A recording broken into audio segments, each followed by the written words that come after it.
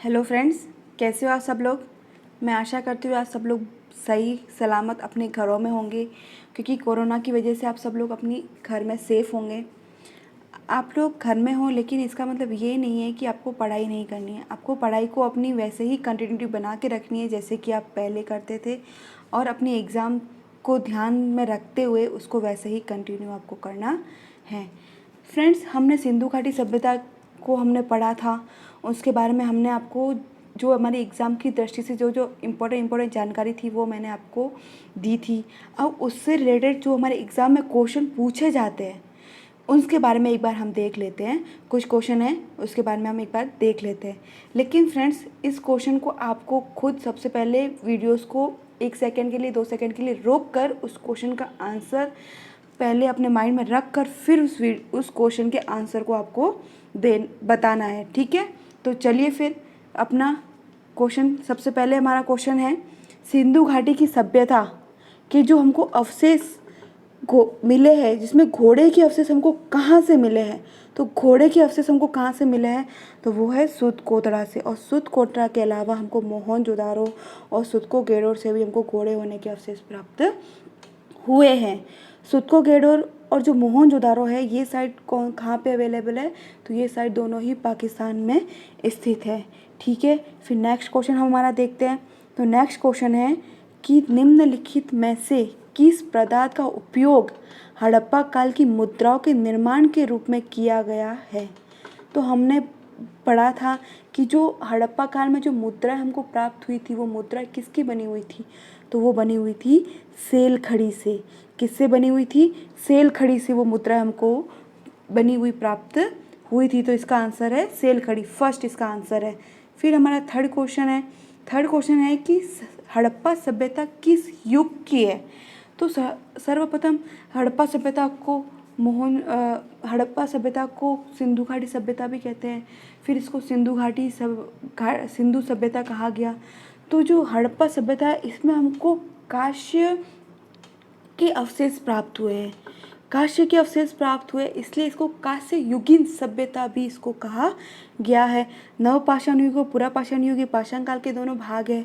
फिर लोह युग, तो लोहा का जो उपयोग है वो कौन सी सभ्यता में माना गया है, तो वो वैदिक काल में उसका लोहे का उपयोग माना गया है। तो इसका जो आंसर होगा, उसका आंसर क्या होगा, फर्स्ट कांस्य युग, ठीक है। नेक्स्ट क्वेश्चन है हमारा कि जो सर्वप्रथम हड़प्पा सभ्यता की जो खोज की गई, सर्वप्रथम जो हड़प्पा सभ्यता की जो खोज की गई, जो खोजकर्ता थे, वो खोजकर्ता कौन थे, तो वो खोजकर्ता कौन थे, कनिंघम के द्वारा इस सिंधु घाटी सभ्यता की खोज की गई। और जो सर्वप्रथम दयाराम साहनी के द्वारा 1921 में हड़प्पा सभ्यता का उत्खनन किया गया। और सबसे पहले 1921 में कौन सी साइट का उत्खनन किया गया था, तो वो हड़प्पा साइट का उत्खनन किया गया था। हमने हमारी पिछली वीडियोज़ में हमने ये आपको जानकारी प्रदान की थी। फिर हमारा नेक्स्ट क्वेश्चन हम देखते हैं कि नेक्स्ट क्वेश्चन है हमारा कि सिंधु घाटी सभ्यता से जो हमें बंदरगाह प्राप्त हुआ है, उस बंदरगाह वो कहाँ पे स्थित है, तो वो बंदरगाह कहाँ पे स्थित है, वो है लोथल में। कहाँ पे स्थित है, लोथल में, जिसको गोदीवाड़ा के नाम से भी इसको जाना जाता है। हमारा नेक्स्ट क्वेश्चन है कि जो हड़प्पा कालीन सभ्यता या समाज है उसको किन वर्गों में विभक्त किया गया था। तो सबसे पहले हम देखते हैं शिकारी, पुजारी, किसान और क्षत्रिय। तो क्या हमको वहाँ पे शिकारी, तो वो लोग शिकारी के हमको वहाँ से अवशेष कुछ चित्रों के रूप में हमको प्राप्त हुए। पुजारी के रूप में भी हमको कुछ मूर्तियाँ प्राप्त हुई है। किसान के रूप में भी हमको उनके बारे में जानकारी प्राप्त हुई है। लेकिन वो लोग क्षत्रिय थे, इसके बारे में हमको किसी प्रकार की जानकारी प्राप्त नहीं हुए। तो पहला हमारा आंसर गलत हो जाता है। फिर आप दूसरा देखिए, विद्वान, बिल्कुल हमको कुछ लिखा हुआ हमको वहाँ से मिला, मोहरों के ऊपर अंकित कुछ चिन्ह मिले हमको, वहाँ की लिपि के बारे में हमको ज्ञान हुआ। तो उसके बारे में हो सकता है कि उस टाइम विद्वान तो होंगे। योद्धा, तो योद्धा भी एक तरीके से थे, क्योंकि वो आप सभ्यता देखते हो जिसमें पूरे हमको जो वहाँ से जो चित्र प्राप्त हुए हैं, वहाँ पे हमको तलवार लिए पुरुष खड़ा है, महिला उसके सामने खड़ी है, तो फिर इसके आधार पर हम कह सकते हैं उस समय में योद्धा भी होंगे। व्यापारी, वो एक नगरीय सभ्यता थी, तो वहाँ पे कृषि का कार्य सर्वाधिक मात्रा में था, तो फिर कृषि को जो फिर वो अनाज उगता था उसको व्यापार के लिए भी उसको भेजा जाता था। किसान, उनका मोस्ट काम तो सिर्फ किसान का ही था, खेती करना उनका एक महत्वपूर्ण काम था, इसलिए ये आंसर इसका सही हो जाता है। तो इसका आंसर क्या होगा? विद्वान, योद्धा, व्यापारी और किसान। हम थर्ड और फोर्थ क्वेश्चन में देख रहे हो कि ब्राह्मण उसमें बिल्कुल थे, क्षत्रिय के बारे में हमको इतनी जानकारी प्राप्त नहीं होती है, वैश्य और शूद्र इसके बारे में भी हमको जानकारी प्राप्त नहीं होती है। फिर फोर्थ आप ऑप्शन देखिए, राजा, पुरोहित, सैनिक और शूद्र, इसके बारे में भी हमको जानकारी ज़्यादा प्राप्त नहीं होती, इसलिए हमारा आंसर क्या हो जाएगा? सेकेंड वाला, विद्वान, योद्धा, व्यापारी और किसान। नेक्स्ट क्वेश्चन हमारा देखते हैं। नेक्स्ट क्वेश्चन है कि निम्नलिखित में से कौन सा लक्षण सिंधु घाटी सभ्यता के लोगों का सही चित्रण करता है? तो फिर देखिए कि पहला पॉइंट है कि विशाल मंदिर और महल होते थे, तो हमको वहाँ से मंदिर के साक्ष्य हमको प्राप्त नहीं हुए हैं, हमको दूर के साक्ष्य प्राप्त हुए लेकिन मंदिर के साक्ष्य प्राप्त नहीं हुए हैं, इसलिए हमारा जो फर्स्ट ऑप्शन है ये क्या हो जाएगा? कट जाएगा।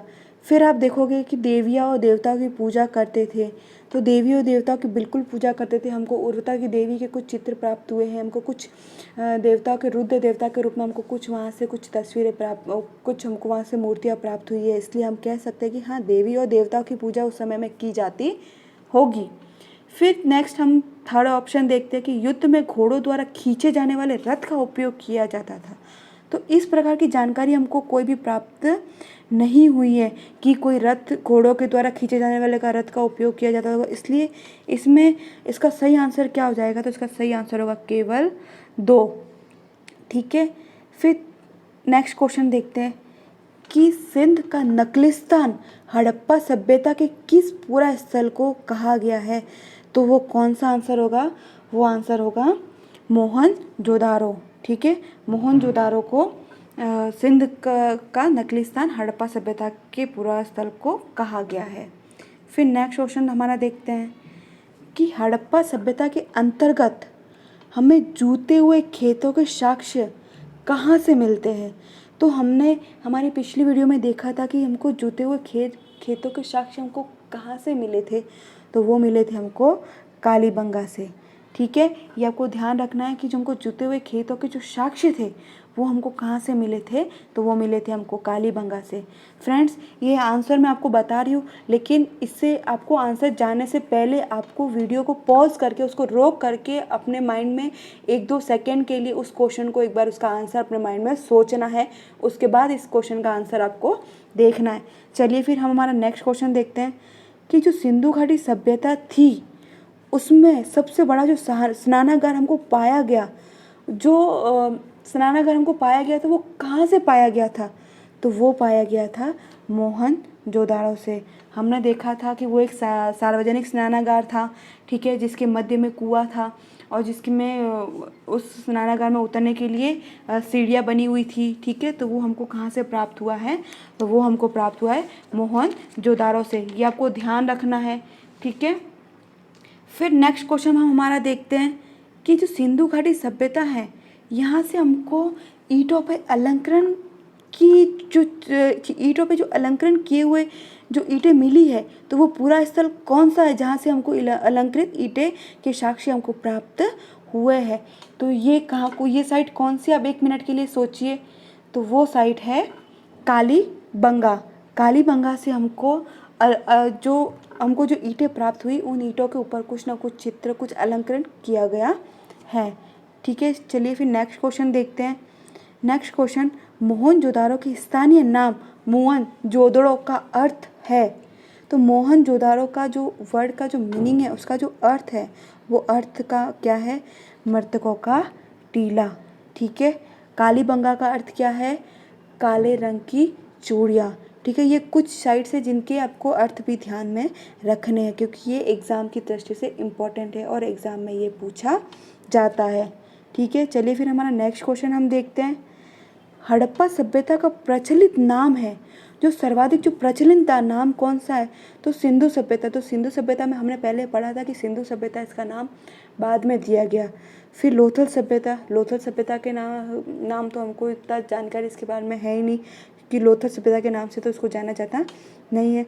सिंधु घाटी की सभ्यता, तो सिंधु घाटी की सभ्यता ये नाम प्रचलित है क्योंकि जो सबसे पहले इसका जो कनिंघम ने इस साइट का जो नाम दिया था, वो नाम क्या दिया था, सिंधु घाटी की सभ्यता। और वो क्यों दिया था, क्योंकि उस समय में जो हमको जो साइटें मिली थी, जो सारी सिंधु नदी के आसपास, उसकी घाटी के आसपास हमको मिलने के कारण इस साइट को क्या नाम दिया गया, सिंधु घाटी की सभ्यता। और ये आज तक ये नाम बहुत ज़्यादा क्या है, प्रचलित है।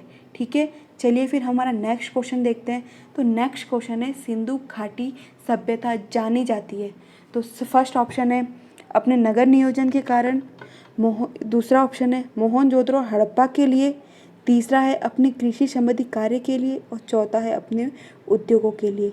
तो फर्स्ट आप देख रहे हो कि नगर नियोजन, बिल्कुल नगर नियोजन वहाँ का जो था, वहाँ पे पक्की हुई सड़कें, ग्रिड पद्धति द्वारा बनी हुई सड़कें बनी हुई, घर पक्के बने हुए, 2 मंजिला मकान हमको उसके साक्ष्य प्राप्त हुए। वहाँ से हम देखते हैं कि जो नालियाँ बनी हुई, बहुत ज़्यादा अच्छे से बनी हुई, पक्की ईंटों से बनी हुई नालियाँ। तो उसका जो नगर नियोजन था वो एक तरीके से बहुत ज़्यादा सही था, इसके लिए हमको नगर नियोजन के लिए उसको जाना जाता है। बिल्कुल ये फर्स्ट ऑप्शन इसका सही है। मोहनजोदड़ो हड़प्पा के लिए बिल्कुल नहीं, क्योंकि ये तो उसकी एक साइट है। मोहनजोदड़ो और हड़प्पा इसका क्या है, एक साइट है। अपने कृषि कार्य संबंधी कार्य के लिए, तो कृषि कार्य उस समय में इतना प्रचुर मात्रा में उसका नहीं था। जो कृषि कार्य जो प्रचुर मात्रा में था वो वैदिक सभ्यता, वैदिक काल से उसका स्टार्टिंग हुई, क्योंकि जो वैदिक काल में सर्वाधिक लोहे का यूज़ माना जाता है, तो उसमें कृषि कार्य का बहुत ज़्यादा उसमें उपयोग होने लग गया। ठीक है, फिर अपने उद्योगों के कारण, तो उद्योगों के कारण भी इसको सभ्यता को जाना नहीं जाता। तो सभ्यता को किसके कारण जाना जाता है, तो इस सभ्यता को जाना जाता है नगर नियोजन के लिए। ठीक है, फिर नेक्स्ट क्वेश्चन हमारा देखते हैं। नेक्स्ट क्वेश्चन है कि सिंधु घाटी सभ्यता में कौन सा कथन असत्य है। इस क्वेश्चन को एक बार फिर से आप पढ़िए, मैंने इसमें पूछा है कि इसमें से कौन सा कथन असत्य है। ठीक है, तो फर्स्ट आप देखिए कि नगर और नालिया की सुदृढ़ स्थिति थी। जो वहाँ के जो नगर थे और जो नालियाँ थी, उसकी स्थिति क्या थी, बहुत अच्छी थी, तो बिल्कुल थी। फिर इसमें दूसरा ऑप्शन देखोगे कि जो मातृ देवी की उपासना की जाती थी, तो मातृ देवी हमको वहाँ से चित्र के रूप में और मूर्तियों के रूप में हमको देवियों के कुछ चित्र मिले हैं, कुछ मूर्तियाँ मिली है, जिसमें आप देख रहे हो उर्वरता की देवी, जिसमें स्त्री के पेट से एक वृक्ष निकल रहा है, जिसको मानते हैं कि इसकी पूजा की जाती थी उस समय में। तो माता देवी की उपासना की जाती थी, बिल्कुल ये सही है। लोहे से परिचित थे, तो लोहे से परिचित ये बिल्कुल भी नहीं थे, क्योंकि लोहे का जो हमको साक्ष्य प्राप्त होते हैं वो साक्ष्य हमको मिलते हैं वैदिक सभ्यता से, वैदिक काल से। ठीक है, फिर इसमें जो उद्योग और वाणिज्य उन्नत दशा में था, तो बिल्कुल उद्योग भी उस समय में किया जाते थे और वाणिज्य भी उस समय में उन्नत दशा में, अच्छी दशा में उसका था। तो इसका गलत आंसर कौन सा है, तो गलत आंसर है इसका लोहे से परिचित थे। तो ये इसका क्या हो गया, आंसर हो गया कि लोहे से परिचित उस समय में वो लोग नहीं थे। तो इसलिए इसका असत्य कथन कौन सा हो गया कि वे लोहे से परिचित नहीं थे। इसका आंसर है सी। फिर नेक्स्ट क्वेश्चन हम देखते हैं कि निम्न में से सिंधु घाटी सभ्यता का स्थल नहीं है। तो फर्स्ट है चौंद्रो। तो चौंद्रो के बारे में हमने पढ़ा था, तो ये एक साइट है। ठीक है, फिर कोट दीजी, तो कोट दीजी भी सिंधु घाटी सभ्यता की साइट है। सोहागुरा, हमने इसके बारे में अध्ययन नहीं किया है। तो फिर फोर्थ आप देख रहे हो देसलपुर, तो देसलपुर भी इसकी एक साइट है जो हमारी एग्ज़ाम के दृष्टि से ज़्यादा इम्पोर्टेंट नहीं है। मैंने आपको पहले भी बताया था कि सिंधु घाटी सभ्यता की 250 से भी ज़्यादा साइट है, लेकिन जो हमारी एग्ज़ाम की दृष्टि से हमारे लिए इम्पोर्टेंट है, हमको सिर्फ उसी को ही पढ़ना है। इसलिए इसका सही आंसर होगा सोहागुरा, क्योंकि सोहागुरा सिंधु घाटी सभ्यता का स्थल नहीं है। तो फ्रेंड्स, अगर आपको हमारा ये वीडियो पसंद आया हो और अगर ये क्वेश्चन आपको अच्छे लगे हो, तो प्लीज़ हमारे वीडियो को लाइक करें और आप इन क्वेश्चन को अच्छे से करें, जिससे आप अपनी एग्ज़ाम की प्रिपरेशन के लिए अपना बेस्ट दे पाए। Thank you.